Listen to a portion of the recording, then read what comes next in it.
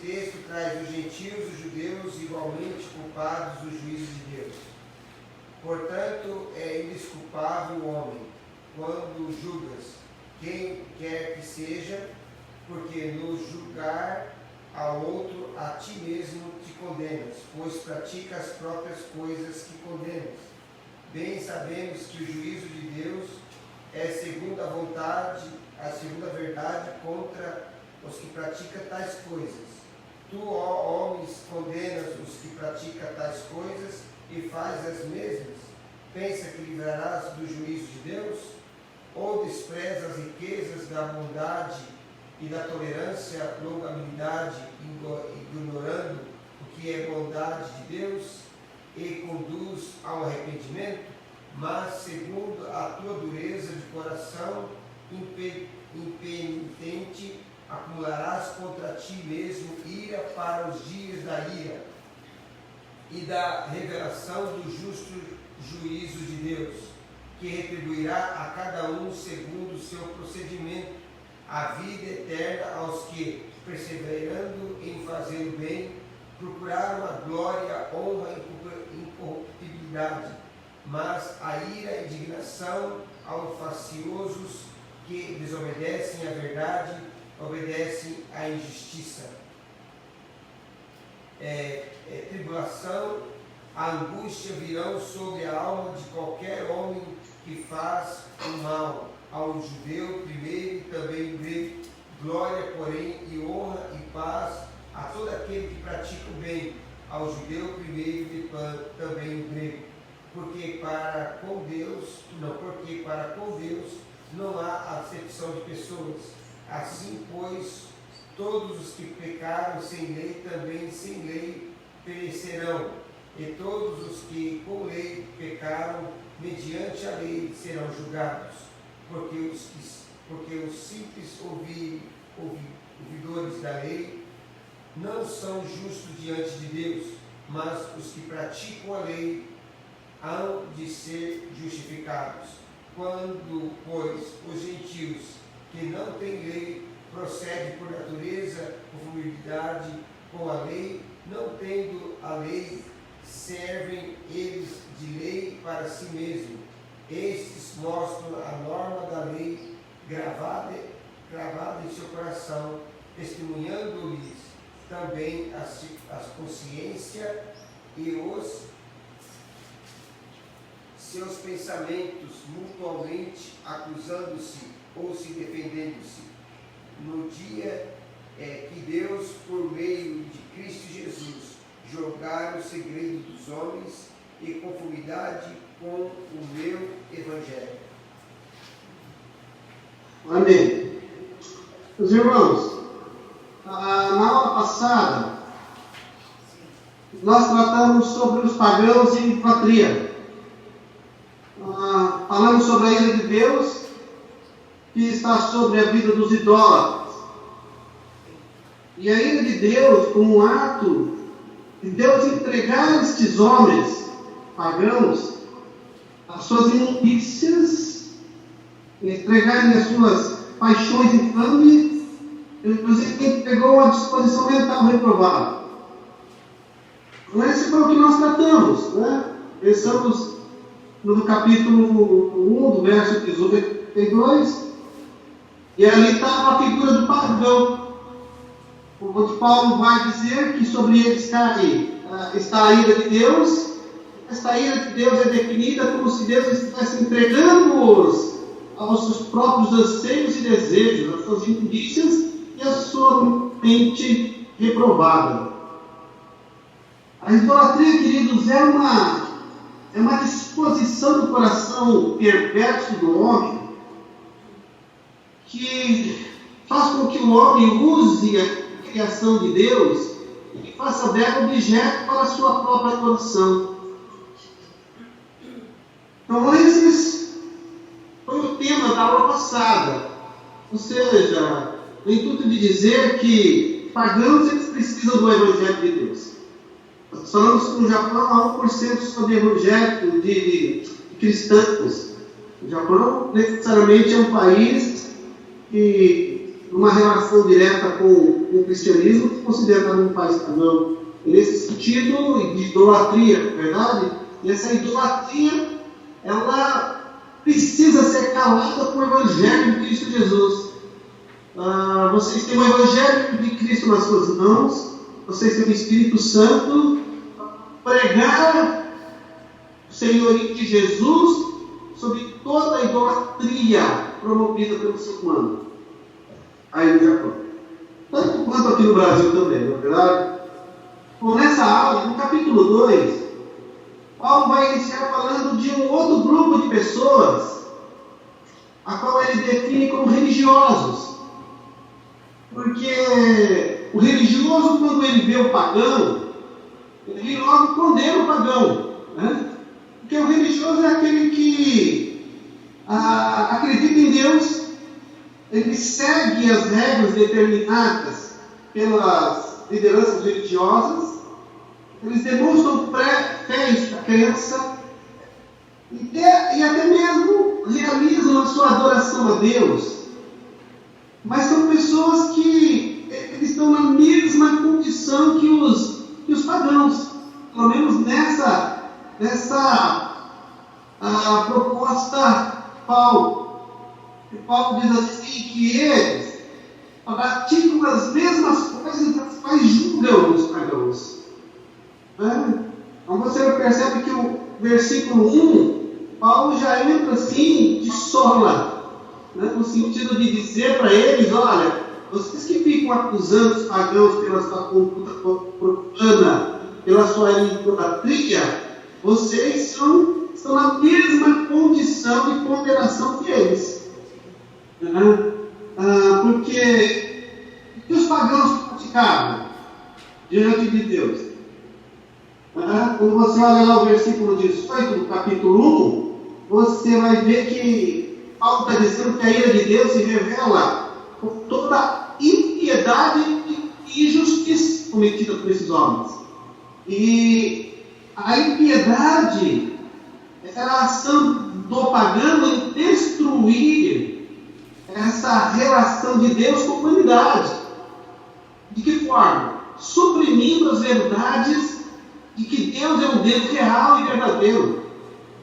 Eles não apenas, não só diziam que não existe Deus, eles negavam a possibilidade de um Deus, criador de todas as coisas. Então, existia uma tentativa de destruir essa relação vertical entre Deus e os homens. Isso Paulo chama de impiedade. E quando Paulo fala sobre perversão, ou seja, um ato de corrupção, é uma atitude que os idólatras faziam em desviar a função do objeto criado por Deus. É um desvio de função, um desvio de propósito dos objetos da criação. Ou seja, Deus criou o sol e a lua para iluminar. O idólatra vai lá e desvia, a função e o propósito. Ele vai lá e diz que não, que o sol e a lua, eles são deuses que merecem adoração. Deus não criou o sol e a lua para serem adorados. Deus criou o sol e a lua para que eles pudessem iluminar e crescer a face da terra. Nesse sentido, tem um desvio de função, a perversão, que leva a um processo de corrupção plena. Bom, os religiosos, eles acabam por fazer a mesma coisa, mas de que forma? Se você olhar no versículo 4, ele vai dizer assim que os religiosos eles cometiam a impiedade, promovendo desprezo à bondade divina. Eles não negaram a Deus, mas eles desprezavam a Deus. E eles também havia um processo de perversão do seu coração, porque Paulo trabalha como se eles tivessem um coração endurecido. O coração do ser humano foi para amar a Deus, foi para um espaço criado por Deus para que Deus se habitar com a sua plenitude na vida do ser humano, porque Deus habita no coração do ser humano. E Paulo, para que os religiosos estavam necessariamente endurecidos nessa relação com Deus, porque o religioso, ele se acha tanto justo, o religioso, ele se auto-justifica a ponto de chegar a rivalizar a vontade dele com a vontade divina. É como se ele dissesse que a vontade dele, religioso, deve prevalecer sobre a vontade divina. Né? Normalmente, o religioso, na sua oração, ele não pede que Deus faça a vontade dele na sua vida, mas pede que Deus faça a sua própria. Ou seja, o religioso, ele coloca a vontade dele, religioso, em evidência. Né?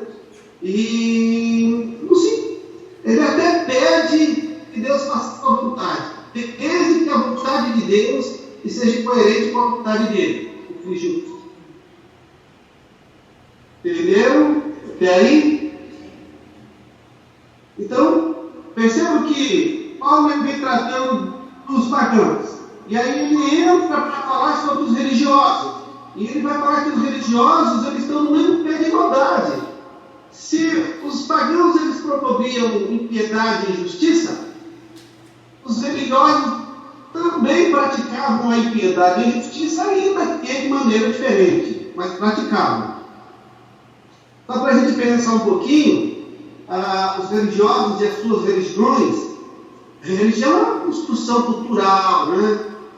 Motivada por uma crença no ser superior, ser humano, isto é, Deus, e a religião é sustentada por uma moral legalista, travestida de uma santidade marcada pela hipocrisia. É isso que Jesus diz lá no capítulo 6, quando ele vai ensinar as pessoas a orar, e ele fala assim: olha, vocês não façam como os hipócritas, né? que ficam lá falando, que por muito falar, acham que vão ser ouvidos por Deus, e não vão ser ouvidos, porque são hipócritas.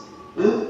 Então, a moral dos religiosos é legalista e ela é travestida por hipocrisia.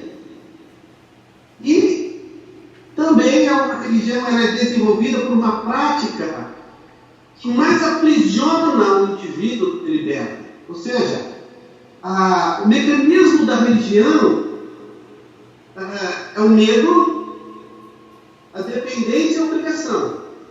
Por exemplo, na religião, os religiosos, eles são marcados pelo medo.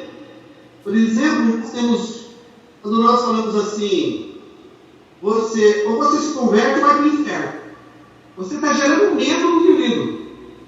Eu não me converto porque eu estou no inferno. Né? Sem Cristo eu já estou no inferno. Então, quando eu me converto, eu estou saindo de uma condição de condenação ao inferno para o reino do Filho do seu amor. Eu estou saindo por um ato de amor. E por amor a Deus, e não é por medo de ir para o inferno, porque condenados ao inferno já estão. Então a religião ela trabalha com medo. Olha, se você não fizer assim, Deus vai te quebrar as pernas. Se você não fizer isso, Deus vai te amaldiçoar. Se você não fizer assim, Deus vai colocar a mão em você. Se você lá, no Espiritismo, se você não fizer lá não tem jeito que a coisa não. O bicho vai te pegar.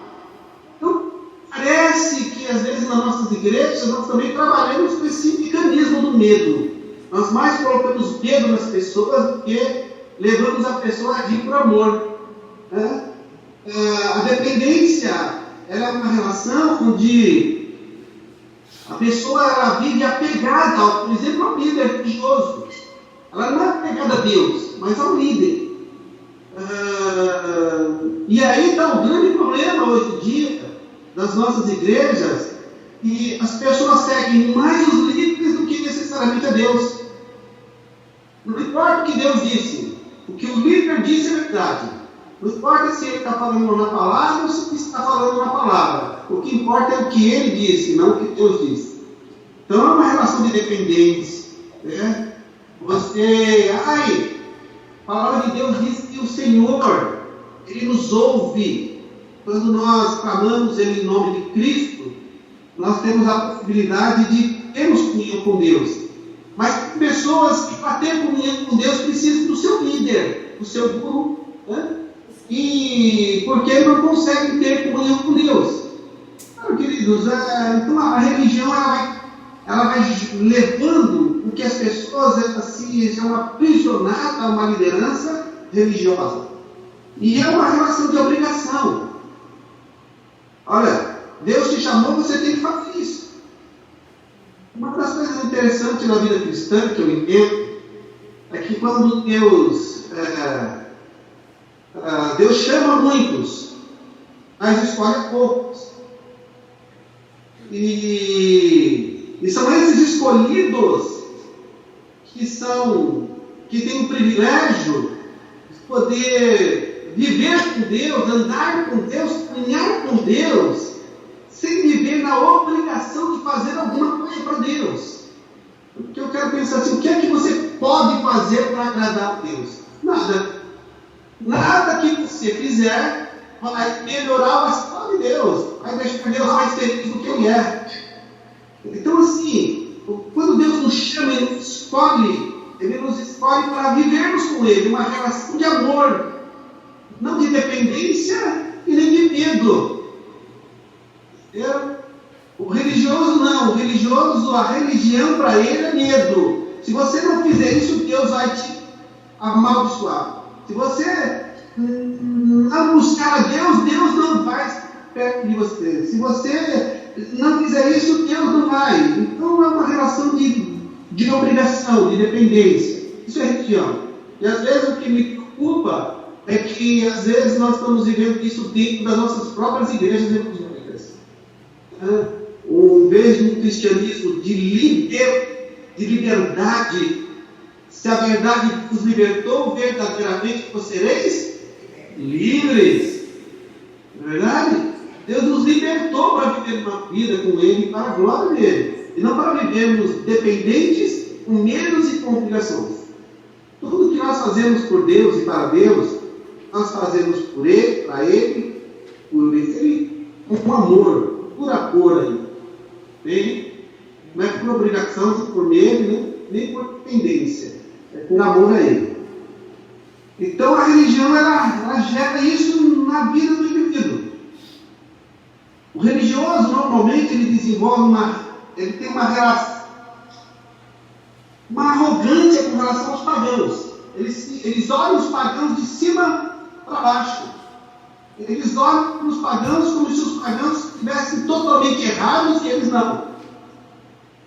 Eles condenam os pagãos por essa conduta espiritual, moral e social, julgando-se eles, religiosos, como se estivessem acima deles, dos pagãos.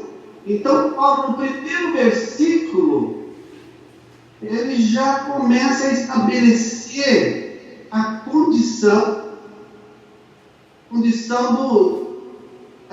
de igualdade entre os pagãos e os religiosos. Ele diz assim no versículo 1, se você tem a Bíblia na tua mão, diz assim, portanto é indesculpável ao homem quando julgas, quem quer que seja, porque o que julgas a outro, a ti mesmo te condenas. Eles praticam as próprias coisas que condenam. Então ele está dizendo, olha, você que está acusando o pagão e julgando ele, você faz a mesma coisa. E quando você julga ele, você julga si mesmo. Porque o que eles fazem, você faz. E vocês estão muito menos no nível de espiritualidade. Não diferença entre vocês, mesmo pé de igualdade na relação com Deus. Ou seja, estão debaixo da ira e do juízo divino.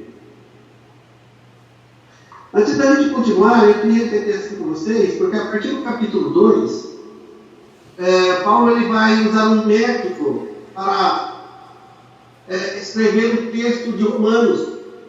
E esse método é chamado diatribe. É um método em que o autor ele faz uso de um crítico imaginário, ou seja, um judeu, com quem ele desenvolve um diálogo para estabelecer um pensamento, para criticar uma posição, visando colocar em evidência a verdade sobre o tema que ele elegeu. Então, assim, Paulo vai desenvolver um diálogo com um personagem imaginário, um judeu crítico, onde ele vai debater os temas, buscando estabelecer as verdades do Evangelho.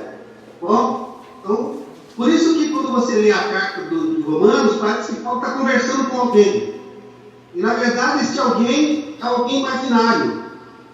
E Paulo vai discutir com esse judeu imaginário a graça e a lei. Ou seja, a obra de Cristo em relação ao legalismo judaico. Né? E vai definir aí todo o Evangelho de Cristo como o único caminho para a vida do indivíduo na sua salvação.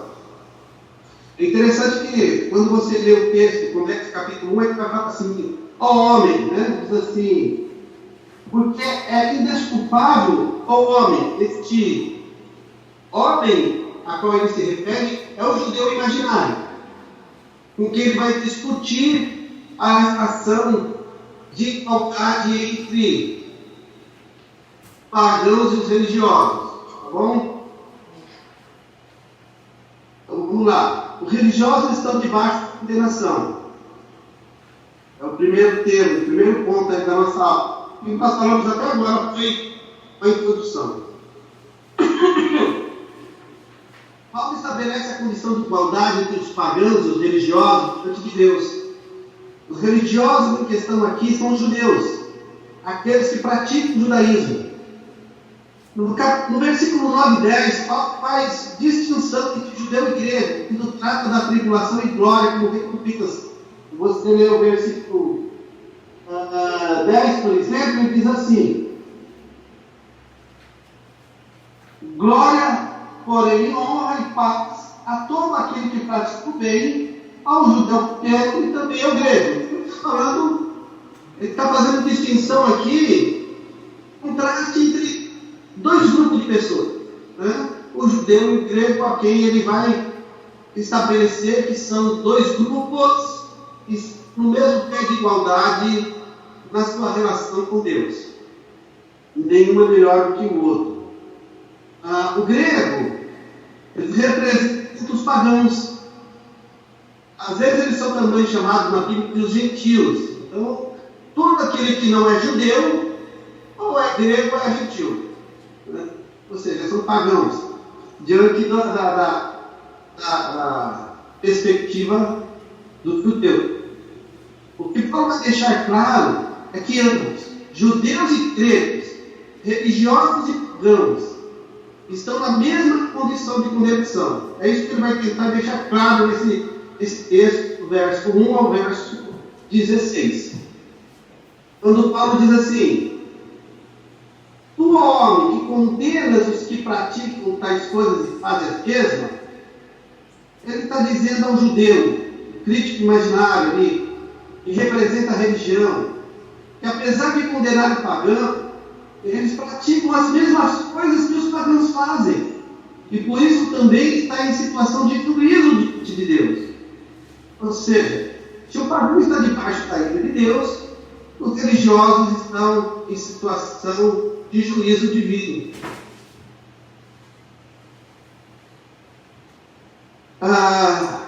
Até aí, queridos, alguma pergunta, alguma dificuldade? Eu estou tentando ser o mais tranquilo possível, tentando ser o mais claro possível, para que vocês entendam. Então, o que o Paulo está dizendo assim, olha, lá no capítulo 1, verso 18 a 32, os pagãos, eles estão debaixo da ira. Os religiosos também, judeus religiosos, também estão debaixo do juízo divino.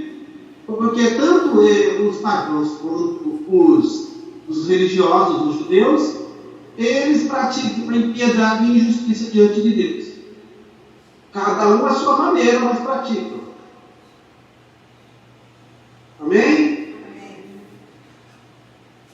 Bom, se o pagão é aqueles que corrompem a verdade de Deus em mentira e transformam a criação em objeto de adoração, rejeitando a Deus, o Criador de todas as coisas, como diz o verso 1:23, no capítulo 23, os religiosos são aqueles que, na sua arrogância, desprezam a riqueza da sua bondade, tolerância e longanimidade.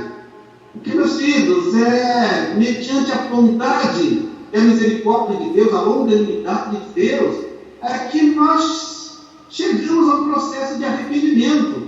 E quando nós desprezamos a bondade divina, a misericórdia divina, nós estamos dizendo que nós não precisamos do Evangelho, porque nós temos a lei, nós cumprimos a lei. Nós não precisamos da graça de Cristo Jesus, conquistada no Calvário, porque nós seguimos a lei. Nós temos uma lei de Deus, nós seguimos ela. E que podemos ser salvos, porque nós vivemos com base na lei. Nós cumprimos a lei com base nas nossas próprias forças. Então, o religioso pensa assim, que ele não precisa de Jesus, porque ele tem a lei. Ele não precisa viver uma vida totalmente consagrada a Jesus, dedicada a Jesus. Ele não precisa nascer de novo, ele não precisa de uma experiência com Cristo, ele não precisa nascer de novo. Basta ele seguir a lei. Seguindo a lei que a igreja propõe, ele vai ser salvo. É assim que, por exemplo, o ensino trabalha a sua maneira de viver a vida cristã. Não há necessidade de uma conversão, não há necessidade de um novo nascimento. Você segue a lei, que você chega lá. E a Bíblia vai dizer para nós que não é verdade isso, que o caminho, a verdade e a vida é Jesus Cristo, que ninguém vai chegar lá, não por ele. Não por ele.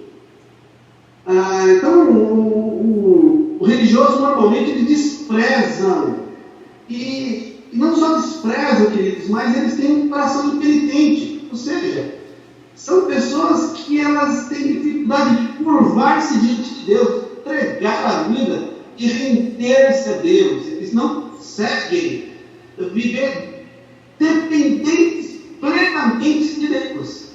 E vem atuando, Mateus capítulo 19, a partir do verso 16, quando um jovem rico encontra Jesus e pergunta para Jesus o que ele pode fazer para ter a vida eterna. Ele chama Jesus como mestre, e Jesus fala assim: olha, existe só um, mas se queres ter a vida eterna, cumpra os mandamentos. E os mandamentos ele vai falar sobre a segunda parte dos mandamentos: não roube, não mate, não, enfim. E ele fala: mas tudo isso eu tenho feito. E Jesus fala para ele assim: então pega toda a tua riqueza, vende para os pobres e me segue. E o jovem rico olhou para a riqueza e falou: não dá, para deixar dinheiro de lado não dá. E pegou e optou pela riqueza em vez de Jesus. É assim que o religioso ele não consegue se entregar totalmente, plenamente a Deus. Ele está apegado às suas coisas, aos seus ídolos. Por exemplo, a igreja acaba sendo um ídolo para ele. O seu trabalho acaba sendo um ídolo, o seu dinheiro acaba sendo um ídolo, e ele acaba se tornando também um verdadeiro idólatra nessa relação com Deus. Então, eles são homens de coração inteligentes, que não se vergam plenamente a Deus, não se entregam a Deus. Essa é a condição do religioso. Paulo define essa primeira parte do texto dizendo que porque para com Deus não há acepção de pessoas. Ou seja, e é uma coisa interessante, irmãos, porque a Bíblia vai nos ensinar, Jesus, ele vai usar as crianças como modelo de conversão em Mateus 18, vai dizer assim: em verdade, eu vos digo que se não converterdes e não vos tornardes como crianças, de modo algum entrarão no reino do céu. Ou seja, Jesus estabelece um modelo de conversão, de vida cristã para todos. Para todos, né? Não é só para mim, ou para você, para o religioso, idólatra, é para aqueles que têm lei, que não têm lei. Todos esses têm que se adequar ao modelo de conversão proposto por Jesus. Se não for o modelo de conversão proposto por Jesus, não existe salvação, não existe reino de Deus.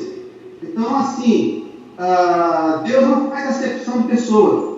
E não importa se você tem dinheiro ou não tem dinheiro, porque nós vivemos um tempo em que as pessoas elas valorizam mais os que têm do que aqueles que são. Porque se entrar nas nossas igrejas nos nossos dias, entrar um pobre coitado que não tem nada na vida e, na verdade, precisa do que você tem, você vai entrar no prefeito da sua cidade e sentar no primeiro banco, você vai escolher o melhor lugar para ele. O pobrezinho, normalmente, a gente não dá tanta atenção. Aí está o grande problema das igrejas no dia de hoje. Elas valorizam mais aqueles que têm do que aqueles que são. Né? Enfim, isso faz parte daqueles que são religiosos. É interessante no versículo 7 ao versículo 10, meus irmãos, Paulo ele vai escrever, se você percebe no texto escrito, é uma maneira até gostosa de ler, porque ele faz de uma maneira como se fossem versos de poesia. Vamos ler de novo para vocês. Versículo 7 a 10. Eu vou ler, pode deixar. Ele diz assim, olha, presta atenção. Ele vai fazer um contraste no versículo 7 e 8 e no versículo 9 e 10 também, sobre os temas que vai usar. Ele diz assim, a vida eterna aos que perseverando para o bem, para a glória, honra, bem, com utilidade.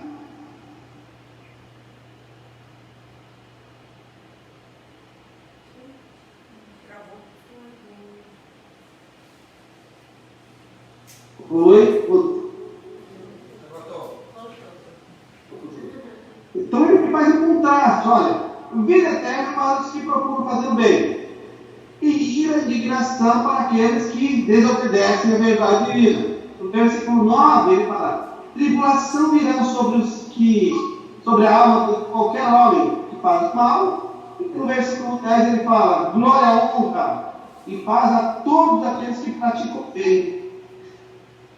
Se você olhar o termo que Paulo usa, por exemplo, vida eterna, a vida eterna, ela vem como consequência de você fazer o bem. Né? Vida eterna não se conquista. Né? Biblicamente não. A vida eterna é fruto da graça de Deus mediante a fé em Jesus Cristo. Então, não é pelo que você faz, mas pelo que você é em Cristo Jesus. Quando Paulo fala no versículo 10, glória, honra e paz, ele está trabalhando de benefícios de quem está em Cristo. Sim, também não é algo garantido a nós por esforços humanos, mas pela graça divina. Entendeu? Porque são atributos que pertencem a Deus e que quando nós estamos em Cristo, nós desfrutamos disso. Mas se nós não estamos em Cristo, nós não vamos desfrutar desses elementos que nós tanto necessitamos para a nossa vida. Sim, também, nem o pagão na sua religião, na sua rebelião contra Deus, e nem os religiosos na sua dureza de coração, têm a possibilidade de desfrutar da vida eterna e dos benefícios da graça divina. Foi isso que Paulo deixa para nós, até o versículo 11. Né? Ele fala assim, olha, é igual para todo mundo. Paulo que dá em Chico, dá em Francisco também. Né? Não tem melhor aqui. Jesus ele passa a régua na igreja e diz assim, olha, a vida cristã é assim, para o rico e para o pobre, para o pagão e para o religioso. Então não tem para ninguém. Se você quer entrar na vida cristã, é pautada na graça de Cristo Jesus, e a nossa atitude atitude de uma rendição amorosa a Deus em Cristo Jesus, reconhecendo o sacrifício de Cristo na cruz e vivendo debaixo da graça de Deus, para mim e para você. Então, assim, não é porque eu sei mais, você sabe menos, ou o outro é melhor, não. Jesus, ele passa a regra, ele iguala todo mundo. Então, sim, e aqui no capítulo 1 e 2, Paulo vai fazer a mesma coisa. Ele vai falar assim, olha, tanto para o judeu como para o grego, vocês estão fora da relação de comunhão com Deus. Vocês estão debaixo de juízo divino, da ira de Deus. Então, não adianta o religioso achar que está bem na fita, que é mais amigo de Deus do que o pagão, que não é verdade. Paulo diz assim, ambos estão debaixo. Amém? Edson, tem mais uma parte e vai demorar um pouquinho mais. Você quer que eu continue essa parte semana que vem? Tá bom, semana que vem. Tá bom até aqui? Então, a semana que vem nós vamos falar sobre a religião e a lei. Tá bom? Irmãos, e eu quero pensar com vocês assim, que na nossa relação com Deus, o padrão é único. Não existe um modelo para mim e um modelo para você de salvação. Não existe uma posição melhor para mim e uma posição melhor para você no quesito de salvação, não. Nós todos somos considerados diante de Deus iguais. Deus não faz acepção de pessoas. Talvez guarde isso no teu coração. Você sempre entenda que dentro da igreja, dentro do reino de Deus, Deus ele iguala a todos. Todos são iguais a Ele. São iguais diante de Deus. Bem? Amém. Perguntas?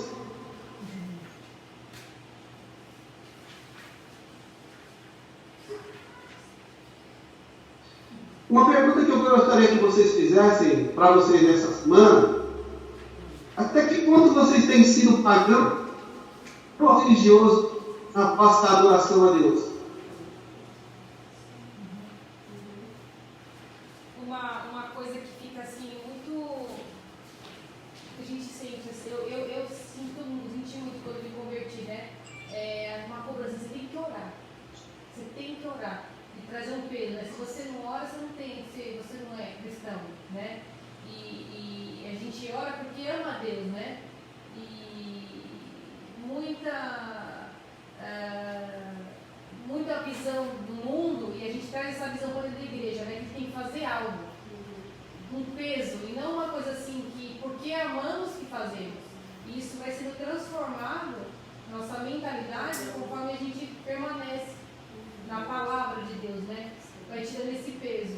E na verdade a gente faz uma transição, a gente já tem uma mente religiosa, para essa mente de liberdade em Cristo, né? Isso que eu vivi e vivo até hoje, né?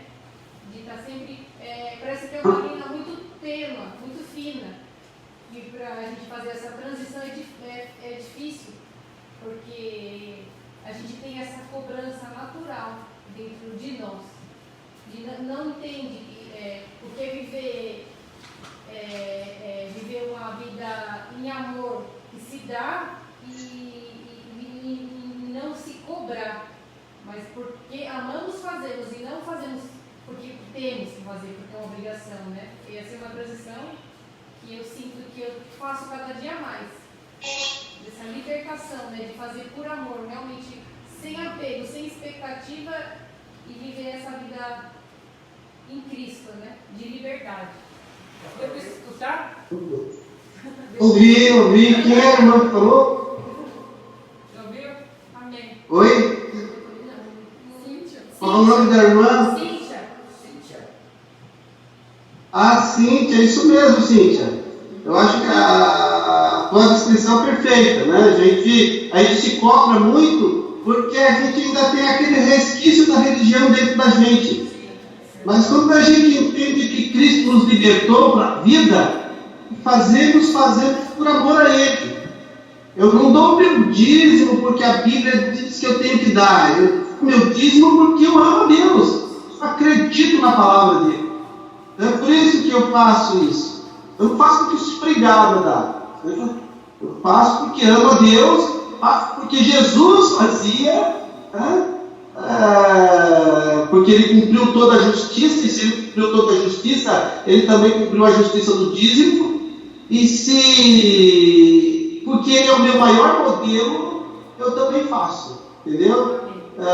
Não é porque eu tenho que fazer. E se eu não fizer, Deus vai me amaldiçoar? Não. Eu acredito num Deus de amor, num Deus que nos sustenta, num Deus que está sempre nos dando uma segunda chance, num Deus que está sempre nos restaurando. Perfeita a sua descrição, Cíntia.